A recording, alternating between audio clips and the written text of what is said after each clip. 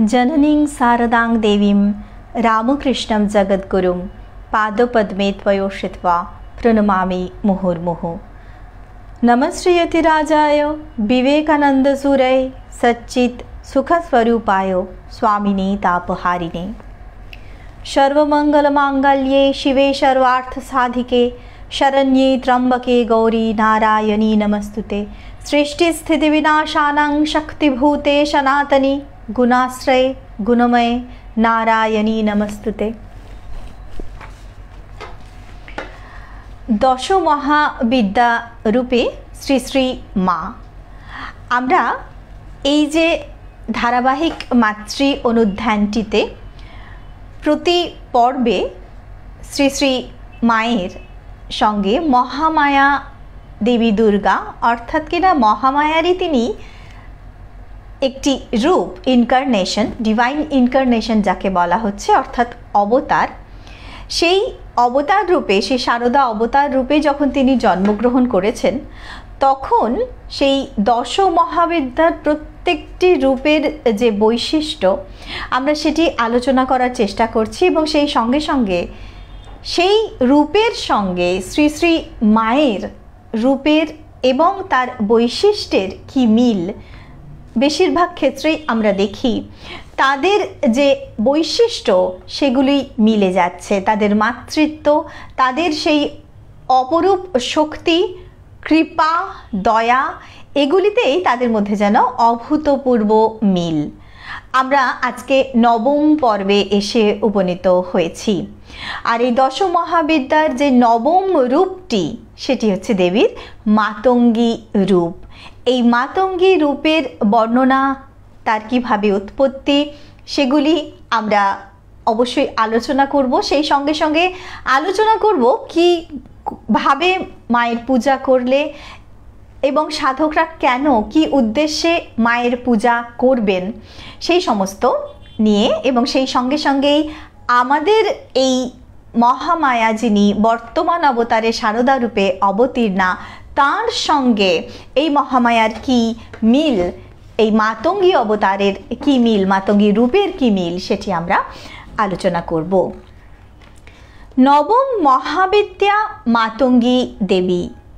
মহামায়ার বিচিত্র লীলাবিলাস তরঙ্গে মাতঙ্গী একটি অপরূপ মূর্তি। বলা হচ্ছে দশ মহাবিদ্যার যে 10টি রূপ রয়েছে, মাতঙ্গী হচ্ছে একটি অপূর্ব রূপ তার মধ্যে। একে জড়িয়ে উপাখ্যানের সঙ্গে তত্ত্ব ও সাধনার বিকাশ। ইনি সাধককে পুরুষার্থ সিদ্ধি দান করেন। আবার গৃহস্থের জীবনে সুখদায়িনী শক্তিরূপে ইনি বন্দিতা। অর্থাৎ কিনা মাতঙ্গী দেবী একই সঙ্গে তিনি যেরকম সংসারীদের দ্বারা পূজিতা, বন্দিতা, ঠিক তেমনি যারা ত্যাগী, যারা সন্ন্যাসী, যারা কিনা কেবলমাত্র মোক্ষই তাদের জীবনে পরম প্রাপ্তির উদ্দেশ্য, তাদেরও কিন্তু তিনি আরাধ্যা, তাদেরও তিনি সেই মোক্ষ ফলটি প্রদান করেন। এই জায়গাতেই আমরা প্রথম মিলটি খুঁজে পাবো মায়ের সঙ্গে। মাও কিন্তু একাধারে তিনি যেরকম সন্ন্যাসী সন্তানের মা, তেমনি তিনি তার সকল গৃহী সন্তানেরও জননী, সত্য জননী। তাই দেবী মাতঙ্গীও বলছেন তিনিও সাধক যারা তাদেরকে সেই পুরুষার্থ সিদ্ধি দান করছেন। আবার গৃহস্থের জীবন, যখন কোনো গৃহস্থ সন্তান তাকে ডাকছেন, তার আরাধনা করছেন, তখন তার জীবনে তিনি সুখদায়িনী শক্তিরূপে তিনি বন্দিতা হচ্ছেন। নারদ পঞ্চরাত্রে মহামায়ার মাতঙ্গী রূপে লীলার একটি চমৎকার উপাখ্যান আছে। খুব সুন্দর এই গল্পটি, পুরাণের গল্প। সেখানে শিবকে চণ্ডাল এবং দেবীকে চণ্ডালিনী, উচ্ছিষ্ট চণ্ডালিনী রূপে বর্ণনা করা হয়েছে। গল্পটি কি, সেই অপূর্ব উপাখ্যানটি আমরা এবার শুনব। একবার কৈলাস শিখরে মহাদেবের অঙ্কে উপবিষ্টা মহাদেবী পার্বতী পিত্রালয়ে যাবার ইচ্ছা ব্যক্ত করলেন। অর্থাৎ শিবের কাছে তিনি আবদার করছেন যে তিনি পিত্রালয়ে যাবেন, বাবার বাড়ি যাবেন। অন্যদিকে সেই একই সময়ে পার্বতীর মাতা পিতা মেনকা ও হিমালয় নাতি ক্রৌঞ্চকে পাঠালেন শিব সদনে। একই সময় আবার পার্বতীর পিতামাতা তাকে নেওয়ার জন্যই পাঠিয়েছেন, শিব সদনে আহ্বান করেছেন। হিমালয় বিশেষ উৎসব, শিব সদনে এসে তাদের দূত হিসাবে এলেন তাদের নাতি ক্রৌঞ্চ, এবং তিনি বলছেন যে হিমালয়তে একটা বিশেষ উৎসব, এবং সেই উৎসবে এই আদরের কন্যা, তাদের আদরের কন্যা উমা, তিনি যেন অবশ্যই কিছু কালের জন্য পিত্রালয়ে বাস করেন। পার্বতী আনন্দিত মনে পিতৃগৃহে রওনা হলেন। মহাদেব তাকে বললেন, আমিও পরে যাব তোমায় আনতে। অর্থাৎ দেবী তখন চলে গেলেন পিত্রালয়ে এবং মহাদেব তাকে বললেন যে আমি তোমাকে পরে আনতে যাব। বেশ কয়েক মাস কাটল। শিব একদিন শঙ্খকারের বেশে উমার পিতৃগৃহে এলেন। শিব এবার নিতে আসছেন পার্বতীকে, কিন্তু তিনি একটি মজা করবার ছলেই তিনি নিজে ধরেছেন একটি শাঁখারির বেশ, শঙ্খকার যিনি কিনা শাঁখা বিক্রি করেন, সেই শাঁখারির বেশ ধরে তিনি উমার পিতৃগৃহে এলেন এবং সেখানে অন্তঃপুরের যত রমণী রয়েছেন, যত নারী রয়েছেন, সকলের কাছেই তিনি শঙ্খ বা শাঁখা বিক্রি করলেন। কেবল পার্বতীকে শঙ্খ দিলেন না, অর্থাৎ বাকি সমস্ত যারা রমণী রয়েছেন সেই অন্তঃপুরে সকলকে তিনি শাঁখা পরালেন, শাঁখা দিলেন, কেবলমাত্র পার্বতীকে দিলেন না। অনেক অনুরোধের পর পার্বতীকে শঙ্খ পরিয়ে শঙ্খকার এক অদ্ভুত মূল্য চাইলেন। অনেক অনুরোধের পর তিনি দেবীকে শাঁখাটি পরালেন। পরানোর পর শাঁখার মূল্য হিসেবে তিনি একটি অদ্ভুত মূল্য চাইলেন। পার্বতী বললেন যে তার পরিচয় তিনি বিবাহিত, তিনি শিবের ঘরণী। তার শুনেও, পার্বতীর পরিচয় শুনেও তিনি বললেন, শীঘ্রং বরয় মাং ভদ্রে নান্যথ পন্নং মমেপ্সিতম। অর্থাৎ আমি তোমাকে যে শঙ্খ দিয়েছি আমার পণ্যর মূল্য হিসাবে, আমি কেবল চাই তুমি আমাকে বরণ করো, এছাড়া আর অন্য কোনো মূল্যে আমার ইচ্ছা নেই, আকাঙ্ক্ষা নেই। এই অদ্ভুত প্রস্তাবে পার্বতী সবিস্ময়ে ভাবলেন, এমন কথা আমাকে বলার সাহস কে করে? তখন তিনি শাপ দেবার মনস্থ করেছিলেন প্রথমে, তারপর ভাবলেন কার এত দুঃসাহস। তিনি ধ্যানে বসে তার পরিচয় জানবার জন্য সচেষ্ট হলেন। তখন শাপ দেবার আগে তিনি ধ্যানস্থা হলেন এবং সেই ধ্যানেই মহাদেবের স্বরূপ বুঝতে পেরে হেসে বললেন, দিনান্তরে তোমার মনোরথ পূর্ণ করব, অর্থাৎ অন্য কোনো দিন আমি তোমার মনের ইচ্ছা পূর্ণ করব। এরপর একদিন কিরাতরূপী মহাদেব যেখানে সন্ধ্যা করছিলেন, সেই মানস সরোবরের তীরে পার্বতী সখীদের নিয়ে গেলেন। সেখানে শিব আবার কিরাত বেশে, ব্যাধের বেশে বসে সন্ধ্যা করছেন। পার্বতী সখীদের নিয়ে সেখানে পৌঁছেছেন। সেখানে চণ্ডালিনীর বেশে অপরূপা পার্বতীকে নিয়ে মহাদেব বিহার করলেন। সেখানে মা ধরলেন চণ্ডালিনীর বেশ এবং মহাদেব সেখানে চণ্ডাল রূপে তাকে নিয়ে সেই মানস সরোবরে বিহার করলেন। তিনি নিজে চণ্ডাল বেশ ধারণ করলেন। এই নূতন রূপ ধারণ করে লীলা কেলিতে তারা খুব আনন্দ পেলেন। মহাদেব তখন বর দান করে বললেন, চণ্ডাল বেশে তুমি আমার সঙ্গে মিলিত হয়েছ বলে তোমার এই যে নতুন রূপ তা উচ্ছিষ্ট চণ্ডালিনী বলে প্রসিদ্ধ হবে। অর্থাৎ মায়ের যে রূপটি বলছেন সেটি উচ্ছিষ্ট চণ্ডালিনী বলে প্রসিদ্ধ হবে এবং শক্তি পূজান্তে তোমার পূজা করলে তবেই পূজায় সিদ্ধি লাভ হবে। সেই দুর্গা পূজা হোক বা যে কোনো শক্তির আরাধনা হোক না কেন, সমস্ত পূজার শেষে, শক্তির আরাধনার শেষে এই উচ্ছিষ্ট চণ্ডালিনী রূপী যে দেবী দুর্গা, তার আরাধনা করতে হয় এবং তার আরাধনা না করলে কিন্তু শক্তি পূজার সিদ্ধি লাভ হয় না। কারণ এটি শিব স্বয়ং বলেছেন যে তোমার এই উচ্ছিষ্ট চণ্ডালিনী রূপ যদি শক্তি পূজান্তে না করা হয় তাহলে পূজায় সিদ্ধি লাভ হবে না।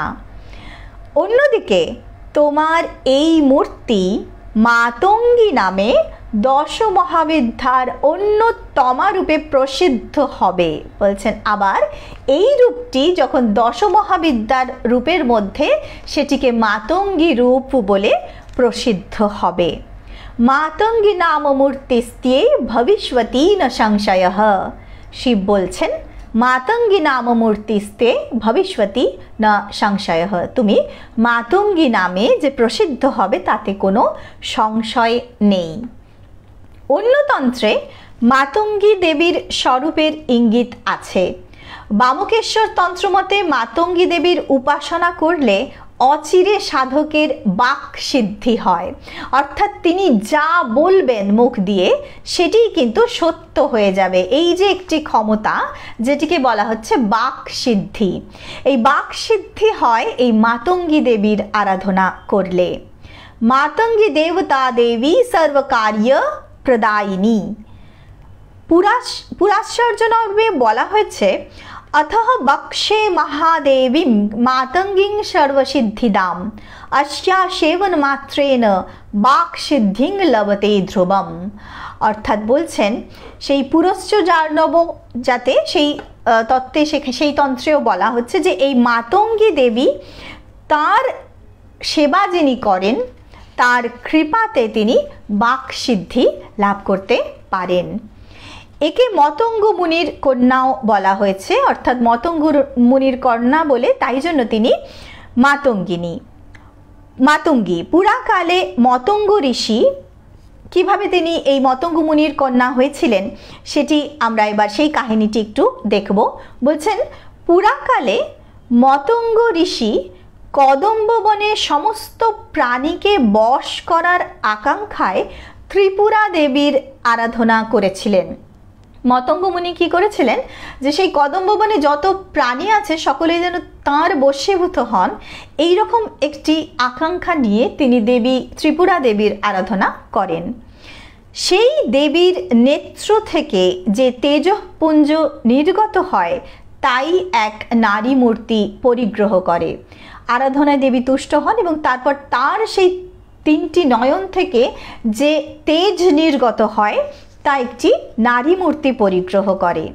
তিনি শ্যামলা, সুমুখী, ষোড়শী। বলছেন তার গায়ের রংটি শ্যামলা কিন্তু তিনি সুমুখী অর্থাৎ সুন্দরী এবং ষোড়শী, বয়সটি তার ষোড়শী বলা হচ্ছে যেহেতু ত্রিপুরা দেবীর আরাধনা করেছেন। ত্রিপুরা সুন্দরী এবং ষোড়শী এই দুটি একই রূপ, কাছাকাছি মোটামুটি মনে করা হয়, তাই জন্য তিনিও তাদের সেই তেজোদ্ভূত যে দেবী যেই নারী মূর্তি তিনিও কিন্তু ষোড়শী, সুমুখী এবং শ্যামলা। তার নাম হয় রাজ মাতঙ্গিনী।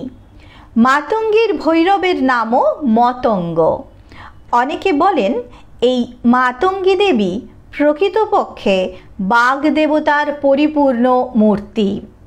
এক মতে মনে করা হচ্ছে যে এই যে মাতঙ্গী দেবী তিনি বাঘ দেবতা অর্থাৎ কিনা দেবী সরস্বতীর পরিপূর্ণ মূর্তি। মাতঙ্গীর ধ্যানে তার চার বাহুকে চার বেদ বলে বর্ণনা করা হয়েছে, অর্থাৎ দেবী চতুর্ভুজা, তার চারটি বাহু, চারটি হাত, সেই এক একটি হাতকে এক একটি বেদ বলে মনে করা হচ্ছে, অর্থাৎ তার চারটি বাহু চতুর্বেদ বলে প্রতীক বলে মনে করা হচ্ছে। শ্রী শ্রী চণ্ডীর সপ্তম অধ্যায়ে মাতঙ্গী দেবীর এক সুন্দর ধ্যান চিত্র পাই। ধ্যায়ং রত্নপীঠে শুককলপঠিতং শৃণ্বতীং শ্যামলাঙ্গীং নাস্তৈ হ্রিং সরজে শশী সকলকরধরাং বল্লকিং বাদয়ন্তীম कहल्लारुबद्धमालां नियमितबिलश्चूरिकां रक्तवस्त्रां मातङ्गीं शङ्खपात्रां मधुरमधुमदां চিত্রোৎকোদ্ভাসিলাম। অর্থাৎ দেবী রত্নময় বেদিতে অধিষ্ঠিতা হয়ে সুখ পাখির কলরব শুনছেন। তিনি যেই বেদিতে বসে আছেন সেটি রত্নমণ্ডিত একটি বেদি এবং তিনি সুখ পাখির কলরব শুনছেন। তার একটি চরণ রেখেছেন প্রস্ফুটিত কমলে, তার একটি পা রাখা রয়েছে প্রস্ফুটিত কমলে পদ্মফুলের ওপরে। তার মাথায় চন্দ্রকলার শোভা। তিনি বীণা বাদনে রতা, যেহেতু তিনি দেবী সরস্বতীরই একটি মূর্তি, অতএব তার হাতে রয়েছে বীণা, তিনি বীণা বাজাচ্ছেন। কহল্লার অর্থাৎ কিনা শ্বেত পদ্মপুষ্পের মালা তার কণ্ঠে দুলছে, তার গলায় হচ্ছে শ্বেত পদ্মের মালা। পরিধানে রক্ত বস্ত্র, মাথার চুল সুন্দর চূড়া করে বাঁধা। শঙ্খপাত্রে সুমিষ্ট অমৃত পানে তিনি মদবিহ্বলা। তার কপালে বিচিত্র তিলক শোভা পাচ্ছে। এই শ্যামলাঙ্গী মাতঙ্গী দেবীকে আমি ধ্যান করি। মায়ের রূপের বর্ণনা কিন্তু ঠিক এইভাবেই দেওয়া হয়েছে, অর্থাৎ তিনি রত্নবেদিতে উপবিষ্টা, একটি চরণ কমলের ওপর স্থাপন করা, তার গলায় সেই শ্বেত পদ্মের মালা, হাতে বীণা, এবং তিনি সেই শঙ্খ পাত্রে সুমিষ্ট অমৃত পান করছেন। এই দেবীকেই বৈকৃতিক রহস্যে বলা হচ্ছে গৌরী দেহাত সমুদ্ভূতা ইয়া সত্যৈক গুণাশ্রয়া সাক্ষাৎ সরস্বতী প্रोक्ता শুম্ভাসুর নিবর্হিনী। যে সত্যগুণময়ী দেবী গৌরী দেহ থেকে উদ্ভূতা, তিনি শুম্ভাসুর নাশিনী, সাক্ষাৎ সরস্বতী। এই দেবীর হস্তের বল্লকি বা বীণা নাদের প্রতীক, পদ্ম বহু বর্ণাত্মক সৃষ্টির প্রতীক, শঙ্খপাত্র ব্রহ্মরন্ধ্র ও মধু অমৃত। অর্থাৎ দেবী ব্রহ্মবিদ্যা স্বরূপিণী, অর্থাৎ ব্রহ্মবিদ্যাকে স্বরূপ মনে করা হচ্ছে এই দেবীকে।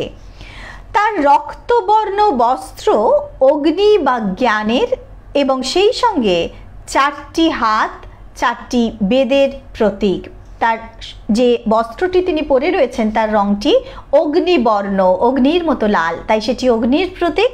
আর তার 4 যে হাত, তিনি চতুর্ভুজা, সেই চতুর্ভুজা দেবীর 4টি হাত হচ্ছে 4টি বেদের প্রতীক।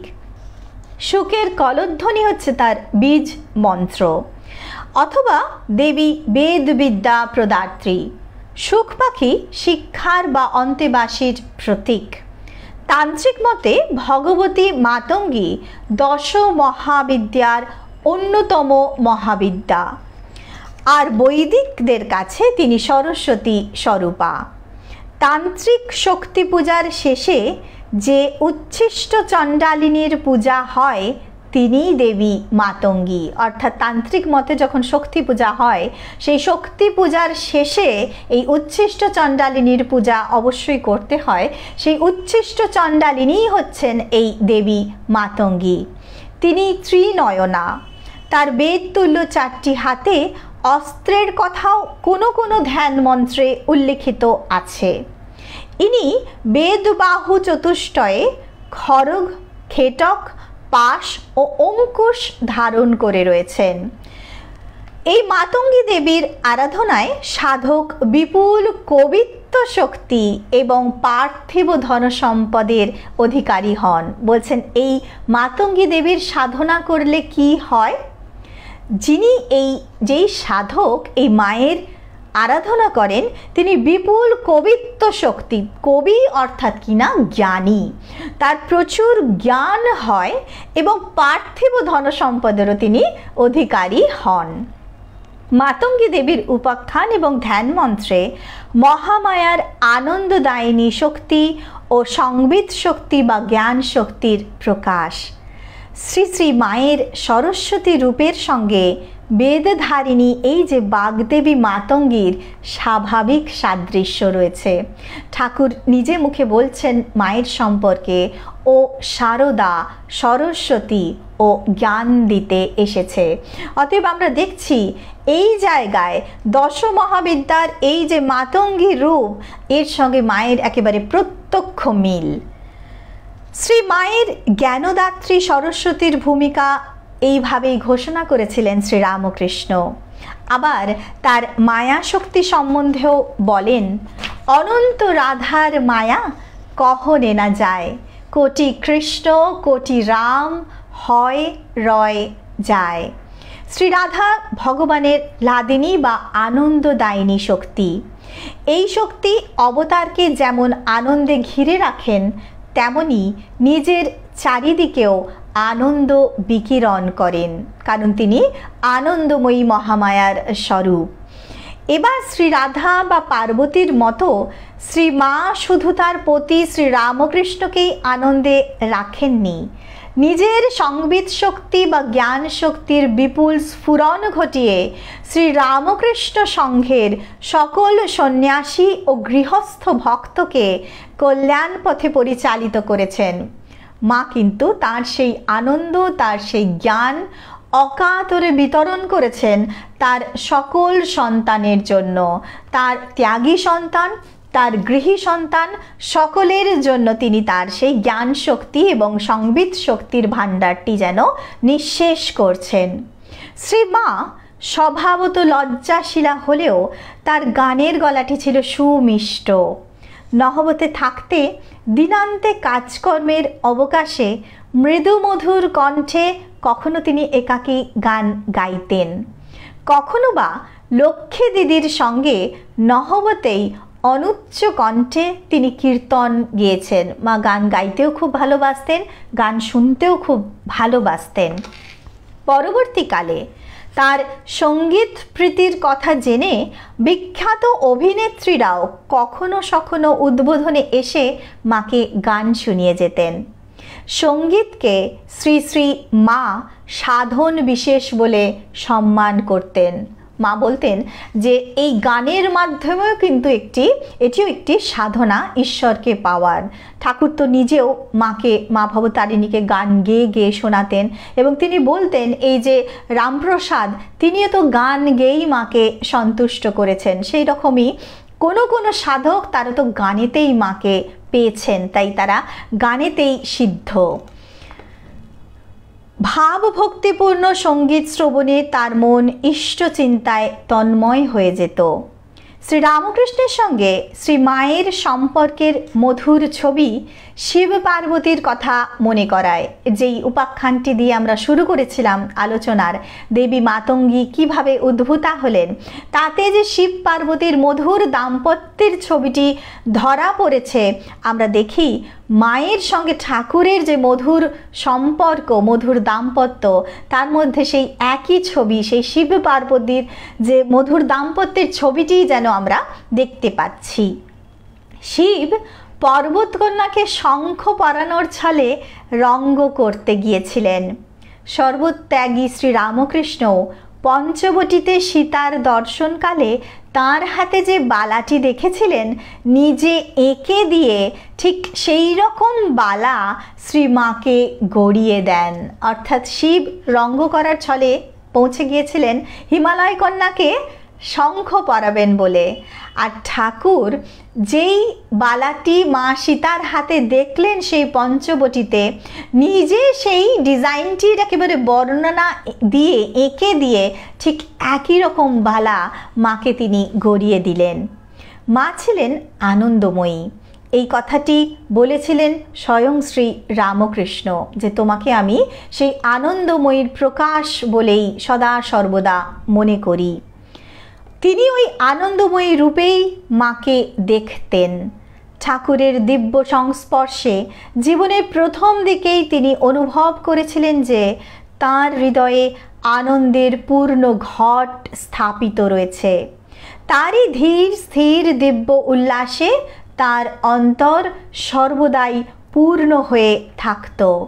শ্রীরামকৃষ্ণের প্রকট লীলায় সে আনন্দ কত রঙ্গেই না প্রকাশ পেত, কখনো সুরে সঙ্গীতে, কখনো আপন মাধুর্যে। একবার শ্রী মা মাস্টার মশাইয়ের সহধর্মিণী নিকুঞ্জ দেবীকে বলেছিলেন, নৌকায় করে বালি রওনা হয়ে দেশে যাওয়া, একসঙ্গে খাওয়া, গান গাওয়া, পরস্পর প্রসাদ খাওয়া। বললেন, আমি জানি তুমি কে, কিন্তু এখন বলবো না। অর্থাৎ মা বলছেন ঠাকুর তাকে বলেছিলেন এইরকম যে আমি জানি তুমি কে, কিন্তু এখন তোমাকে সেটি বলবো না। ঘটনাটি ঘটেছিল দেশে, অর্থাৎ কামারপুকুরে যাওয়ার পথে। এখানেই শ্রীমায়ের স্বরূপের কথা রহস্যেই ঢেকে রেখেছিলেন তিনি, কিন্তু আনন্দময়ের সঙ্গে আনন্দময় পুরুষের রঙ্গলীলার একটি বিশেষ প্রকাশ মায়ের এই বর্ণনায় পাই। নহবতের অন্তরাল থেকে সেবার আনন্দে ভরপুর শ্রীমাকে তাঁর সঙ্গীরা দেখেছিলেন।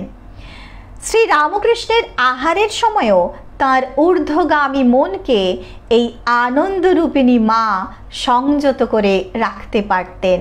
আমরা দেখেছি যে ঠাকুর তো সব সময় ভাব সমাধিতে ডুবে রয়েছেন গভীরভাবে, খাওয়ার সময়ও সেই ভাব উপস্থিত হয়ে তার খাওয়ার ব্যাঘাত না ঘটে সেটিকে যিনি একমাত্র সংযত করে রাখতে পারতেন, তার সেই ঊর্ধ্বগামী মনকে সেই আনন্দময়ী মাই সংযত করে রেখে তাকে খাওয়াতে পারতেন সযত্নে।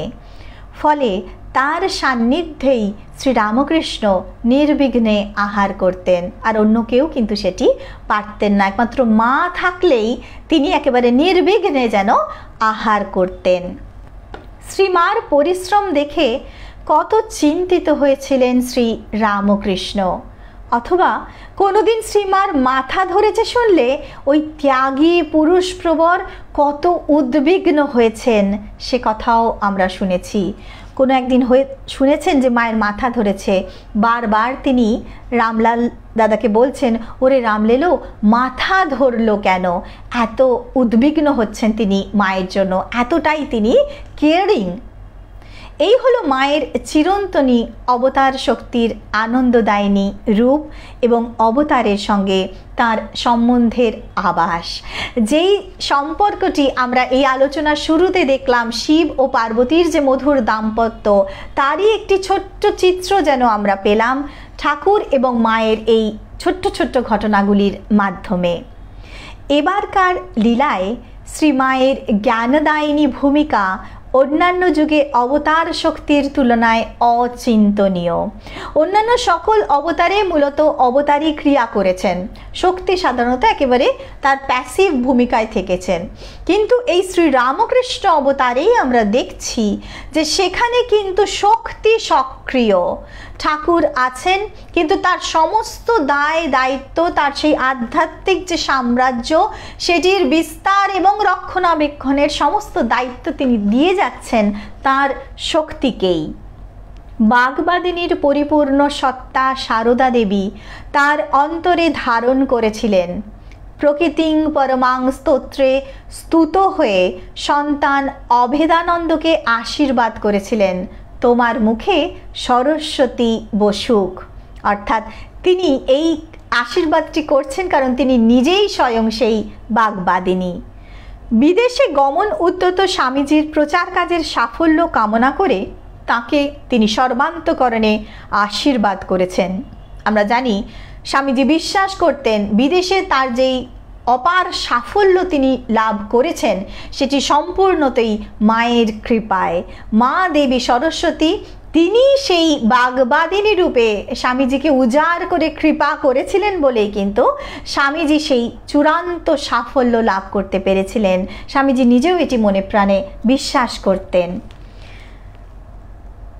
বিজ্ঞানানন্দজি মহারাজ একবার শ্রী শ্রী মায়ের দর্শনার্থী হয়ে এসেছেন, সিঁড়ি দিয়ে উঠছেন, এমন সময় শ্রী শ্রী মায়ের কৃপায় তার হৃৎপদ্ম পূর্ণ প্রস্ফুটিত হলো। তিনি যেন এটি অনুভব করলেন।